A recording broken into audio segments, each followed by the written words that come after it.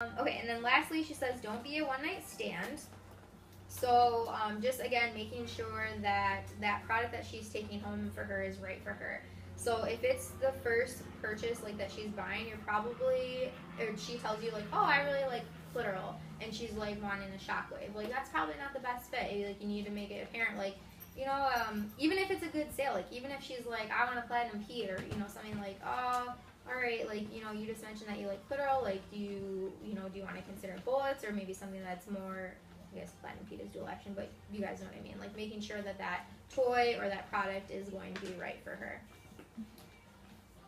Is she overly intoxicated? So basically not taking advantage of women. I actually heard this a lot of times throughout conference, either with the ordering and with recruiting. Like a lot of times girls will come in and they're going to want to spend a ton of money and they're going to be like, oh, I'm just going to buy the standard kit because I'm getting basically everything in there for cheaper than what I'm about to spend right now just to get these 5 things.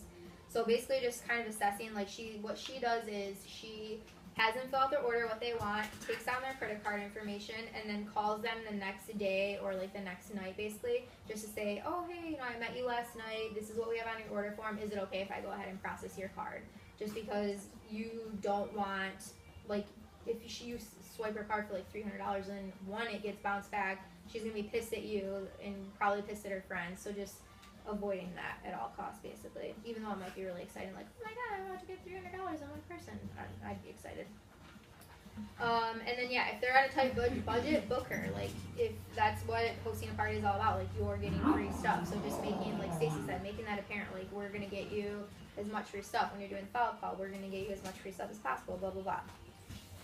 And she said that if they are spending over $300, kind of like the example that is mentioned, is to sign her. Like, if they're spending that much money in pure romance, like, they need to be a consultant.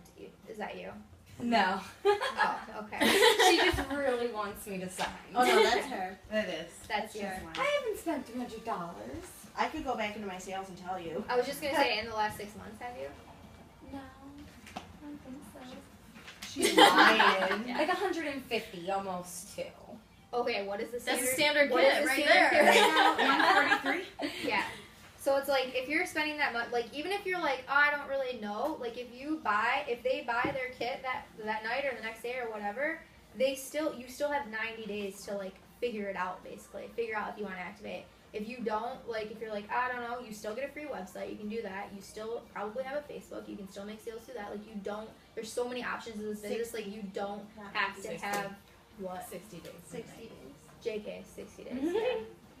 What is 60? Yeah, 2 months. Sorry, I don't remember where I got that 90 from. So yeah, you still have 60 days to decide basically what you're going to do with it. And some girls like just keep their business for the discount. Like you're at least getting 40% off. Like I would take 40% off before I became a consultant for sure.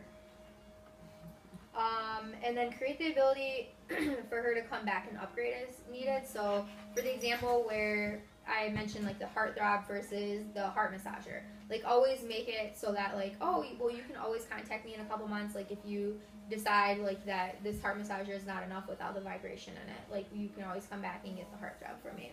Like I'll make that happen for you basically. She said be honest, trustworthy, and kind. So you kind of already talked about that. I'm sure that we're all those 3 things. And then she said in terms of follow-up, to just follow up, everybody does their follow-up different. So either a few weeks or she does 1 month after to just ask about how their products are working for them. Some consultants are nervous about this because they think like, oh, if I call more, then I'm probably going to get more RMAs. But again, that just goes back to creating that loyalty with your customers. Like you want them to be happy. What's RMAs? That's if a device or a toy or something is like defective for them, if like it doesn't work or whatnot, you can send it back to corporate and then they'll ship a new one to you. I traded a heartthrob yesterday. She placed an extra $100 in an order because I traded her for a brand new one and told her, don't worry about it. Yeah. She's like, okay, I also want this, and this.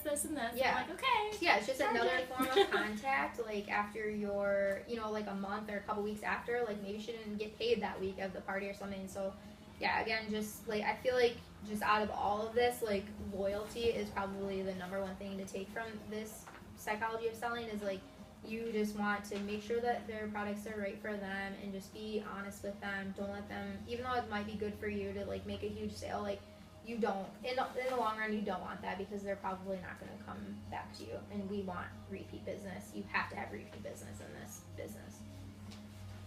So that's it in a nutshell. How did I do? Great job.